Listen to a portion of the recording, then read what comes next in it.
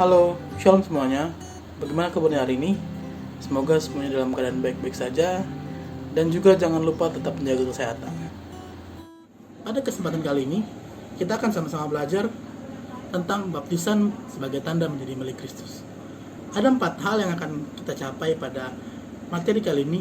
Yang pertama, menyebutkan dan mengetahui arti dan makna dari baptisan. Lalu yang kedua, mengetahui sejarah baptisan berdasarkan Alkitab. Yang ketiga, mengenal beragam baptisan dari aliran gereja yang berbeda. Lalu yang keempat, mengetahui makna hidup baru setelah kita dibaptis.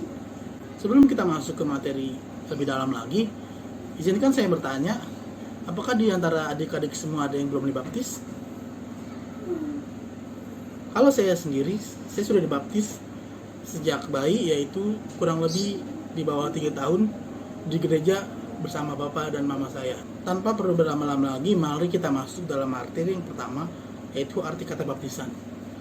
Arti kata baptisan pertama kita ambil dari Perjanjian Lama, yaitu tefila. Tefila dengan arti pembersihan atau penyucian. Di sini tefila juga berlaku bagi orang-orang yang ingin masuk ke agama Yahudi. Terlebih dahulu dia harus ditefila dahulu atau dibaptis terlebih dahulu, baru orang tersebut bisa masuk ke agama Yahudi. Lalu yang kedua, baptizo, diambil dari Perjanjian Baru, yang artinya menyelamkan atau mencelupkan, bisa juga berarti membasuh atau membersihkan. Itu kedua kata dari Perjanjian Lama dan Perjanjian Baru. Kalau sekarang kita lebih kenal baptisan. Pada zaman setelah Yesus lahir, ada tokoh yang sangat dikenal sebagai seorang pembaptis. Siapa yang tahu? Paling tahu? Ya, betul sekali, kamu betul. Yaitu Yohanes Pembaptis. Yohanes Pembaptis berseru, "Bertobatlah dan berilah dirimu dibaptis." Pada masa itu, baptisan Yohanes lebih dikenal sebagai baptisan pertobatan. Karena pada masa itu banyak orang-orang yang belum mengenal Kristus, yang ingin mengenal lebih dalam lagi Kristus, maka ditobatkanlah melalui baptisan Yohanes Pembaptis ini. Tapi pada masa kini, baptisan bukan saja sebagai tanda pertobatan, tapi baptisan juga sebagai tanda menjadi milik Kristus, yaitu seperti orang-orang yang membawa anaknya sedari kecil atau masih bayi dibawa ke gereja untuk dibaptis, atau juga ada orang-orang yang dari gerejanya memang dia khususkan baptisan dewasa gitu. Tidak aja. Maka baptisan itu tidak hanya untuk anak kecil, tapi juga ada baptisan dari gereja-gereja yang setelah dewasa baru mereka dibaptis. Baptisan juga bisa digambarkan seperti kematian Kristus, kemudian penguburannya, kemudian bangkitannya. Itu seperti ini. Dalam baptisan Kristen, dimasukkan ke dalam air yang menggambarkan dikuburkan, bersama dengan Kristus keluar dari air yang menggambarkan kebangkitan Kristus. Baptisan sebagai tanda menjadi milik Kristus. Di dalam Perjanjian Baru, baptisan itu adalah membasuh tubuh dan jiwa kita. Apa artinya?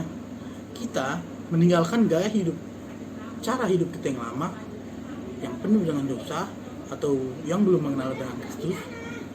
Kemudian setelah dibaptis, kita berubah menjadi hidup kita yang baru, yaitu hidup dengan aturan dan ajaran-ajaran Kristus.